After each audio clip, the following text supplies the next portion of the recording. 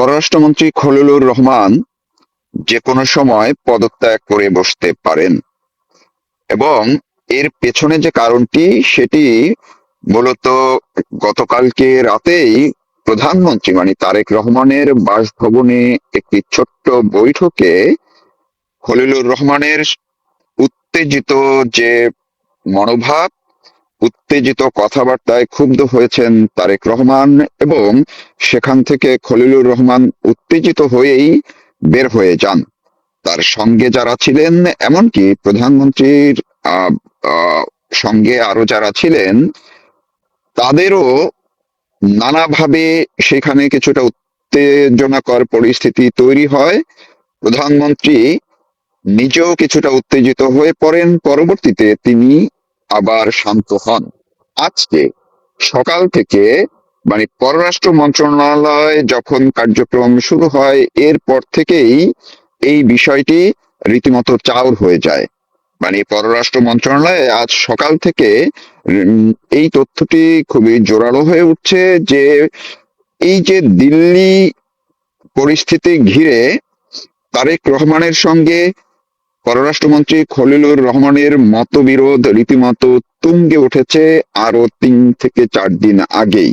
বিশেষ করে ত্রিবেদীর যে বৈঠক তারেক রহমানের সঙ্গে, তার আগের দিন থেকেই বলা হয় যে খলিলুর রহমান চাননি দীনেশ ত্রিবেদী যাতে কোনোভাবেই তারেক রহমানের সঙ্গে সাক্ষাৎ করেন। কিন্তু তারেক রহমান শেষ পর্যন্ত যখন ত্রিবেদীর সঙ্গে দেখা দিয়েছেন, তখন থেকেই খলিলুর রহমান তার ক্ষোভ যেন উগরে দিচ্ছেন। আজকের সর্বশেষ তথ্য অনুযায়ী যতটুকু পররাষ্ট্র মন্ত্রণালয় থেকে আমি এই সময় পর্যন্ত খোঁজ নিয়ে জানতে পেরেছি বা যতটুকু নিশ্চিত হতে পেরেছি, মূলত খলিলুর রহমান কেবলমাত্র একক সিদ্ধান্তেই একজন সাংবাদিকের মাধ্যমে এই যে একটি বিবৃতি দিয়েছিলেন ফেসবুকে, যেটি ভারতে এই শেখ হাসিনার প্রেস কনফারেন্সের পরে সেটি নিয়েই মূলত শুরু হয়ে যায় তারেক রহমানের সঙ্গে দ্বন্দ্ব। তারেক রহমানের কোন রকম পূর্বের অনুমতি না নিয়েই তাৎক্ষণিকভাবে একক সিদ্ধান্তে ওই বিবৃতিটি ছেড়ে দেওয়া হয়েছে বলে জানান পররাষ্ট্র মন্ত্রণালয়। এমনকি তারেক রহমানের সঙ্গে যুক্ত তার উপদেষ্টা পরিষদে আছেন এমন একাধিক সূত্র। পাশাপাশি তথ্য উপদেষ্টা যিনি, তিনিও এই বিষয়টি খুব সহজভাবে নেননি। এটি নিয়ে খলিলুর রহমানের সঙ্গে তাদেরও এক ধরনের মতবিরোধ দেখা দিয়েছে। সব জটিল পরিস্থিতিটি আজকে সকালে পররাষ্ট্র মন্ত্রণালয়ের একাধিক কর্মকর্তা খলিলুর রহমানের সঙ্গে যখন এই বিষয়টি নিয়ে কথা বলতে যান, তিনি এ নিয়ে কোনো কথা বলতে চাননি এবং তিনি প্রচন্ড রকম ক্ষুব্ধ মনোভাব দেখিয়েছেন এবং তার পদত্যাগের যে আলামত সেটিও কোনো কোনো কর্মকর্তা সকাল থেকে দেখতে পেয়েছেন। এখন আমি এই সূত্রটি আরেকটু নিশ্চিত হওয়ার জন্য আরেকজন বাংলাদেশের পররাষ্ট্র বিষয়ে কাজ করেন এমন একজন সিনিয়র সাংবাদিকের সঙ্গে কথা বলে, যিনি আবার বিএনপি ঘরানার এবং সেই দিকেও তিনি ব্যাপক খোঁজ খবর রাখেন, তার সঙ্গে বলেছি। তিনি যতটুকু জানিয়েছেন, যদি আজকে কালকে বা আগামী কয়েকদিনের মধ্যে যখনই তারেক রহমান যদি আনুষ্ঠানিকভাবে ভারতে যাওয়ার মানে এই যে ব্রিক্সে যাওয়ার সিদ্ধান্ত জানিয়ে দেন আনুষ্ঠানিকভাবে, এর পরপরই যে কোনো মুহূর্তে খলিলুর রহমান পদত্যাগ করবেন, এইটি প্রায় ওই সাংবাদিকের ভাষায় প্রায় নিশ্চিত। এবং সেটি যে সেপ্টেম্বরে যখন তারেক রহমান যুক্তরাষ্ট্রে যাবেন, তখন খলিলুর রহমান পররাষ্ট্রমন্ত্রী পদে থাকছেন না, এমনটাই তিনি আমাকে ধারণা দিয়েছেন। সেই সঙ্গে যদি তারেক রহমান সত্যি সত্যি ব্রিক্সের সম্মেলনে যান, সেই ইস্যুটি নিয়ে পরিস্থিতি আরো যে জটিল হয়ে উঠতে পারে, যেটি শুধুমাত্র তারেক রহমানের মধ্যেই সীমাবদ্ধ থাকবে না, বরং বিএনপি মানে গোটা বিএনপির নীতি নির্ধারণী পর্যায়ের যারা আছেন তাদের সঙ্গে ডক্টর ইউনূসের যে কোর গ্রুপ, সেই এই দুই গ্রুপের মধ্যেও বিরোধ আরো প্রকাশ্য হয়ে উঠবে এবং সেটিরও আলামত শুরু হয়ে গেছে। এখন দেখা যাক খলিলুর রহমান কি করেন। তারেক রহমান দু একদিনের মধ্যেই তার সিদ্ধান্ত কতটা বা কোন পর্যায়ে নিয়ে যান। তিনি কি সত্যি এই যে যুক্তরাষ্ট্রের ট্রাম্পের যে বিশেষ দূত সার্জিও ঢাকা ঘুরে গেলেন, ত্রিবেদী প্রধানমন্ত্রীর সঙ্গে দেখা করলেন, ত্রিবেদী আবার দিল্লিতে গিয়ে ভারতের প্রধানমন্ত্রী নরেন্দ্র মোদীর সঙ্গে সাক্ষাৎ করলেন এবং সার্জিও গোর আর ভারতের ঊর্ধ্বতন কর্মকর্তার সঙ্গে দফায় দফায় 2-3 দিন ধরে যখন বৈঠক চলছে, এই পুরো পরিস্থিতির মধ্যে এখন কিন্তু খলিলুর রহমান একটি বড় ক্যারেক্টার হয়ে উঠেছেন এবং বলাই হচ্ছে মূলত তারেক রহমান যতটুকু ভারতে বা দিল্লির ক্ষেত্রে নমনীয় হন, সেই ক্ষেত্রে বড় বাধা সরকারের ভিতর থেকে হয়ে উঠেছিলেন বা হয়ে উঠেছেন এই খলিলুর রহমান। জানিয়ে বিএনপির মধ্যেও অসন্তোষ চরম পর্যায়ে আছে। দেখা যাক আজকের বাকি দিন এবং আগামী 2-1 দিনের মধ্যে এই পরিস্থিতির আরো কোন দিকে মোড় নেয়। আমি আপনাদেরকে অনুরোধ জানাচ্ছি, যারা শুনছেন কিংবা দেখছেন, যদি পররাষ্ট্র মন্ত্রণালয় সংক্রান্ত যাদের যোগাযোগ আছে আমার সোর্সের বাইরে, তাদের জন্য অনুরোধ করব, আপনাদের যা কাছেও যদি কোনো আপডেট তথ্য থাকে আমার ইনবক্সে দয়া করে দিলে আমি আরো অনেকটা সমৃদ্ধ হব এবং পরবর্তী আমার যখনই আমি কথা বলবো সেই জায়গাটি আরো ভালো হবে। আশা করি আপনারা এই দিকে খেয়াল রাখবেন, যাতে করে যদি যখনই খলিলুর রহমানের বিষয়ে কোনো আপডেট যদি কেউ পেয়ে থাকেন, এবং আমি অনুরোধ করব কোনো গুঞ্জন বা গুজব নয়, সত্যি যতটুকু হোক সেইটুকুই শুধুমাত্র আমার ইনবক্সে দিলে আমি উপকৃত হব। প্রধানমন্ত্রী তারেক রহমানের সাথে ভারতের high commissioner Dinesh Trivedi meeting করার পর উনি আবার দিল্লিতে চলে গেলেন। সেখানে তিনি প্রধানমন্ত্রী নরেন্দ্র মোদীর সাথে, তার প্রধানমন্ত্রীর সাথে বৈঠক করলেন। এই বৈঠক থেকে আমরা কি শিখলাম এবং ভারত বাংলাদেশ সম্পর্ক, বিশেষ করে তারেক রহমানের সরকার এবং নরেন্দ্র মোদীর সরকারের মধ্যে দ্বিপাক্ষিক সম্পর্ক ভবিষ্যতে কোন দিকে যাচ্ছে, সেই নিয়ে এই বক্তব্যটা রাখছি।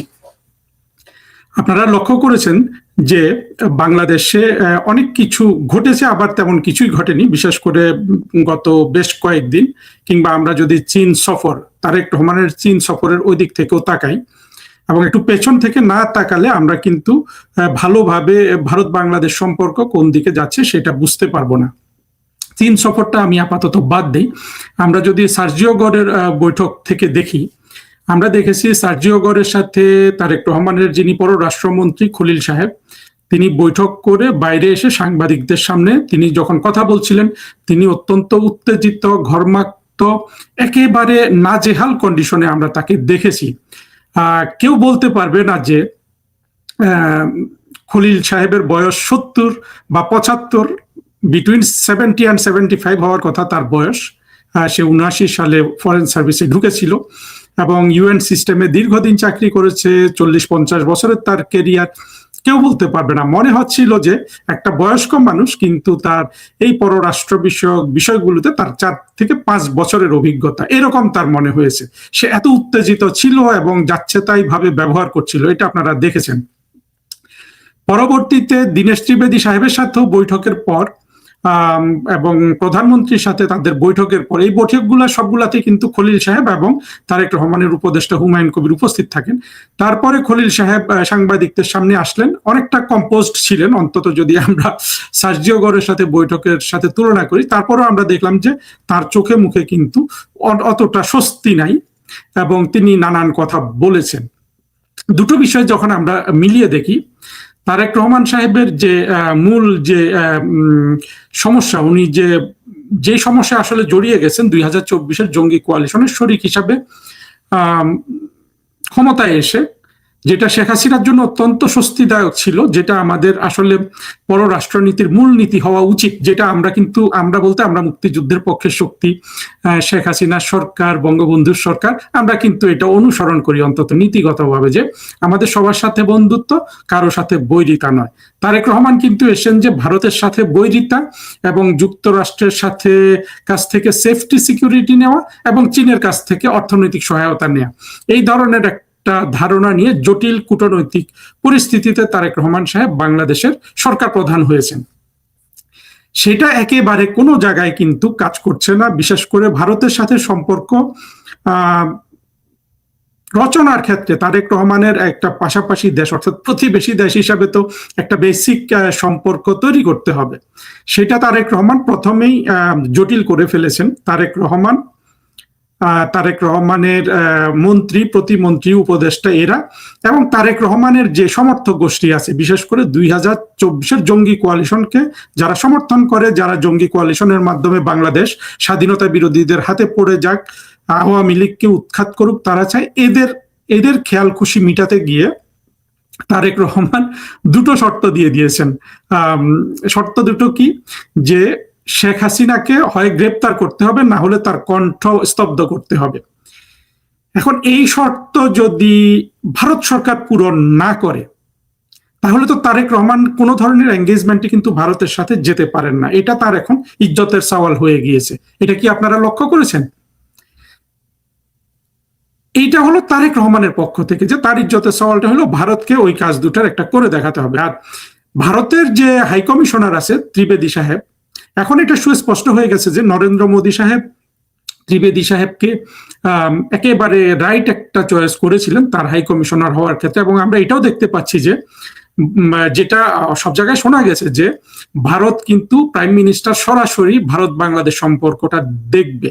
সেটাই কিন্তু হচ্ছে। ত্রিবেদী সাহেব ভারতে গিয়ে কিন্তু প্রধানমন্ত্রী নরেন্দ্র মোদীর সাথে বৈঠক করলেন। আপনারা সেই বৈঠকের ছবি দেখেছেন, একেবারে বিশাল একটা কক্ষে, যেখানে বোঝা যায় যে নরেন্দ্র মোদী সাহেব বৈঠক করেন, বড় বড় বৈঠক করেন তাদের সরকারের নানান মন্ত্রী বা সচিব এদের সাথে নিয়ে বা রাজনীতিবিদদের সাথে। সেখানে শুধু একা নরেন্দ্র মোদী এবং দীনেশ ত্রিবেদী।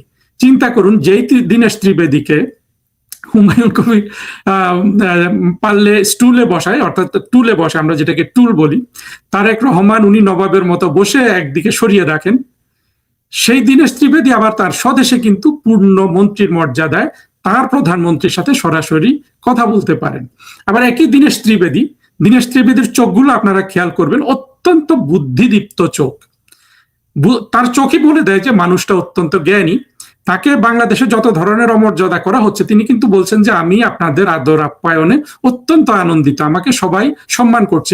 এটা সত্য, কারণ হাই কমিশনার যে সার্কেলগুলোতে বসেন এবং বাংলাদেশের প্রাইভেটলি যদি কোনো জঙ্গির সাথেও, উনি জঙ্গি বলতে জামাত হেফাজতের কারোর সাথেও বসলেও তারা তো তাকে সেই ঘৃণাটা দেখাবে না, ভিন্ন জিনিসটা দেখাচ্ছে। এটা নিয়ে কথা বলছেন ত্রিবেদী সাহেব। আবার এটাও বলতে চাচ্ছেন যে তোমরা বাবারা যা করছো আমার সাথে, সেইটাকে আমি আসলে ইগনোর করে আমি একটা মুরব্বী হিসাবে দেখছি, যেটা তোমাদের অভ্যন্তরীণ কোন দল, বিএনপি, আওয়ামী লীগ কোন দল, বা তোমরা যেভাবে ভারতকে গালাগালি করো, এগুলার ঊর্ধ্বে উঠে আমি তোমাদেরকে একটা ফাদার ফিগার হিসাবে দেখছি। এটা কিন্তু ত্রিবেদী সাহেব স্থাপন করে ফেলেছেন, নিশ্চিত করে ফেলেছেন। এইটা আবার বাংলাদেশের 24 জঙ্গি কোয়ালিশনের এক ধরনের, উনি তাদেরকে একভাবে আপনি বলতে পারেন যে নৈতিকভাবে বা নৈতিক কিছু সাইকোলজিক্যালি তিনি তাদেরকে একটা ব্যাকফুটে ঠেলে দিয়েছেন। যে এত গালাগালি করি ভারতকে সবসময়, কিন্তু এই লোকটা কোনোভাবেই ক্ষিপ্ত হয় না। যেখানে দেখা যাচ্ছে আমেরিকান একটা অ্যাম্বাসেডর ইয়াংম্যান ক্ষিপ্ত হয়ে যায়, সার্জিও গোরো নিশ্চয়ই ক্ষিপ্ত হয়েছিল, না হলে তো খলিল সাহেবের এরকম দুরবস্থা হতো না। সেখানে কিন্তু ত্রিবেদী সাহেব যেই আবহ তৈরি করেছেন, সেটা কিন্তু নরেন্দ্র মোদী সাহেবের প্রেক্ষাপটে আমরা যদি দেখতে যাই বা ভারতের প্রেক্ষাপটে দেখতে যাই, সেটা সফল হয়েছে। এবং এই যে বাংলাদেশের স্বাধীনতা বিরোধীদের যে আপনার আজীবন যে অনুযোগ যে ভারত আধিপত্য বিস্তার করে, ভারত একসময় বলা হতো যে ব্রিক ব্রাদারলি অ্যাটিচিউড, মানে ওরা সবচেয়ে ভদ্র যে কথাটা বলে ভারত সম্পর্কে, সেটা হলো ভারত ব্রিক ব্রাদারলি অ্যাটিচিউড করে। এই দীনেশ ত্রিবেদী সাহেব কিন্তু ব্রিক ব্রাদার হিসাবে নিজেকে কিন্তু ইতিমধ্যে প্রতিষ্ঠিত করে ফেলেছেন। বিগ ব্রাদারের থেকে উনি অনেক এল্ডার ব্রাদার, বড় ভাই হিসাবে প্রতিষ্ঠিত করেছেন, একটা সিম্প্যাথেটিক উইথ ফুল এমপ্যাথি একজন বড় ভাই হিসাবে দীনেশ ত্রিবেদী তাকে প্রতিষ্ঠিত করেছেন। এখন এগুলা হলো আপনার রিপ্রেজেন্টেশনাল, বা আমরা বলবো যে আপনার বাহ্যিক ব্যাপারটা গেল এখানে। এখন ভেতরের ব্যাপারটা দেখুন। ভেতরের ব্যাপারটা হলো যে তারেক রহমানকে ভারতের সরকার অনেক ধরনের আপনার সহযোগিতা করতে চেয়েছে, অনেক ওয়ার্মথ দেখিয়েছে, অনেক আমি বলবো যে আমি সবসময় যেটা বলি আতিশয্য করেছে, সেগুলো কিন্তু আবার তারেক রহমান অত্যন্ত কোল্ডলি রিসিপ্রোকেট করছেন, যেটার মধ্যে আবার একটা সরকারের কোনো ম্যাচুরিটি নাই। ম্যাচুরিটি নাই কি, উনি যেভাবে দীনেশ ত্রিবেদীকে বসতে দেন, যেভাবে তার উপদেষ্টা মন্ত্রীরা বসতে দেয়, যেভাবে তাকে অ্যাপয়েন্টমেন্ট দিতে অনেক দেরি করেছে। আপনারা জানেন যে অনেকে আবার ভুল করে বলেন যে দীনেশ ত্রিবেদী সাহেব আসার 15 দিন পরে উনি প্রেসিডেন্টের কাছে পরিচয়পত্র দিতে এটা তারেক রহমানের সরকার দেরি করেছে। এটা আসলে খুব একটা দেরি না, 15 দিন 10 দিন এটা নর্মাল। আসলে 6 দিন তো আমাদের এই উপমহাদেশে ডিপ্লোম্যাটরা কোনো জায়গায় জয়েন করলে 6 দিন তারা ছুটিতেই থাকেন। অর্থাৎ 6 দিন যদি ছুটি ধরেন, ছুটিতেও তারা চাইলে বা হোস্ট কান্ট্রি যদি ক্রেডেনশিয়ালস নেওয়ার ব্যবস্থা করে রাষ্ট্রপতির সাথে দেখা হতে পারে। কিন্তু যদি আমরা সব টেকনিক্যালিটিস মিলিয়ে ধরি, আসলে 1 সপ্তাহ দেরি হয়েছিল, যেহেতু দীনেশ ত্রিবেদী সাহেব 6 দিন ছুটিতে থাকার কথা, 10 দিন বা 9 দিন। কিন্তু যে জায়গায় তারা দেরি করেছে সেটা হলো এইটার পরে 2-4 দিনের মধ্যে খলিল সাহেবের তার মিটিং হওয়ার কথা ছিল, কিন্তু আমরা পরবর্তীতে দেখলাম যে খলিল সাহেব তার 1 মাস 5 দিন পরে দীনেশ ত্রিবেদীকে দিলেন, অ্যাপয়েন্টমেন্ট দিলেন, যেটা সরাসরি আসলে ইন্ডিয়াকে অপমান করা এবং ওটা বোঝানোর জন্য যে এখন থেকে শেয়ানে শেয়ানে চলবে। ইউনূস এবং তার জঙ্গি বাহিনী যেটা প্রতিষ্ঠা করেছিল সেটা যে চোখে চোখ রেখে কথা বলবো, এগুলো আমরা সবাই কিন্তু জানি যা যা হয়েছে। তার সাথে এখন তারেক রহমান যা কিছু দাবি করছেন, যা কিছু, তার কোনোটাই কিন্তু ভারত কিন্তু পূর্ণ করছে না। আবার আচরণ দিয়ে ভারত ভালো ব্যবহার করছে, তারেক রহমানকে ভারতে নিতে চায়। এখন দেখা যাচ্ছে যে তারেক রহমান কোনো খবরে বের হয়েছে যে তারেক রহমান হয়তো আমি জানি না এটা সূত্র কত ওটা সত্য, যে তারেক রহমান ব্রিক্স যে সম্মেলন হবে যেখানে তিনি দাওয়াত পেয়েছেন, যে দাওয়াতপত্রে তাকে প্রধানমন্ত্রী হিসাবে উল্লেখ করা হয়নি, যেটা একটা সরাসরি আসলে অপমান। আমি এটা গ্যারান্টি দিয়ে বলতে পারি যে এটা আসলে কোনোভাবেই প্রধানমন্ত্রী তো প্রধানমন্ত্রী হিসাবে উল্লেখ করতেই হবে, তারপরে তিনি ব্রিক্সের প্রেসিডেন্ট, না সরি বিমস্টেকের চেয়ারম্যান, প্রেসিডেন্ট, এগুলো কিন্তু ওটা করেছে। এই অপমানটা করা হয়েছে কারণ তিনি তো প্রথমে দুটো দাওয়াতে সাড়া দেন নাই তারেক রহমান সাহেব। এখন বলা হচ্ছে তারেক রহমান, আমি জানি না সত্য কি মিথ্যা, যে আগাম যাবে। আমার মনে হয় এটা তারেক রহমান গেলে তার পরাজয় হবে, যে তিনি যে শর্ত দিয়েছিলেন, ইন্ডিয়া তো কোনো শর্ত মানেনি। পাবলিকলি তারা শর্তটা দিচ্ছেন যে শেখ হাসিনাকে বন্দি করতে হবে অথবা তার জবান বন্ধ করতে হবে। কোনো শর্তই কিন্তু ভারত সরকার মেনে নিচ্ছে না। এবং যারা তারেক রহমানের সরকারকে উপদেশ দিচ্ছে এইসব আমাদের মতো ইউটিউবে কথা বলে বা লেখে, তারা কিন্তু যেভাবে বলে দেখবেন যে ভারতের এটা করা উচিত, ওইটা করা উচিত। যখনই কোনো বাংলাদেশ থেকে তারেক রহমানের পক্ষে কথা বলতে গিয়ে কেউ যদি বলে ভারতকে ওইটা করতে হবে, ওইটা করা উচিত, ওইটা করা উচিত, ভারত তো সেটা করবে বা করবে না, এটা ভারতের সিদ্ধান্ত। তাদের উচিত বলা যে তারেক রহমানের কি করা উচিত, কি করা উচিত নয়। এর মধ্যে অনেকে তারেক রহমানকে ভারতে যেতে নিষেধ করছে। এইটার মানে হলো যে তারেক রহমানকে যারা ভারতে যেতে নিষেধ করছে তারা সরাসরি জঙ্গি, স্বাধীনতা বিরোধী যেগুলো আছে, অর্থাৎ জামাত হেফাজত কোয়ালিশন, সেইটার মন রক্ষা করে কথা বলে। আর যারা বলে যে না এইসব থাকা সত্ত্বেও তারেক রহমানের যাওয়া উচিত, তারা অবশ্য দেশের ভালোটা দেখেন এবং তারেক রহমানের সরকারটা ভালোভাবে ফাংশন করুক, এইটা চান। সুতরাং তারেক রহমানের উপর প্রেশার 2 ধরনের বুদ্ধিজীবী গ্রুপ থেকে আছে, যদিও এদের কারোই বুদ্ধি নাই এবং পররাষ্ট্র বিষয়ক বিষয়াবলী কিভাবে ব্যাখ্যা করতে হবে সেটা তারা বোঝে না, কারণ এরা জঙ্গিবাদে দীক্ষিত এবং বাংলাদেশের যে ভূরাজনৈতিক সিগনিফিকেন্স বলেন, বিপদ বলেন, এগুলা তারা সঠিকভাবে ব্যাখ্যা করতে পারে না। ব্যাখ্যা করতে পারে না বলে দেখবেন আপনার উন্মাদ শাহিদুজ্জামান বলে যে পাকিস্তানের মতো বাংলাদেশও পারবে যে একই সাথে চীনের সাথে সুসম্পর্ক রক্ষা করবে, মার্কিন যুক্তরাষ্ট্রের সাথে সুসম্পর্ক রক্ষা করবে এবং এই সুসম্পর্ক কাজে লাগিয়ে তারা ভারতকে ভেঙে দিবে, তারেক রহমানের সরকার বা যেই বাংলাদেশের যেই সরকার থাকুক।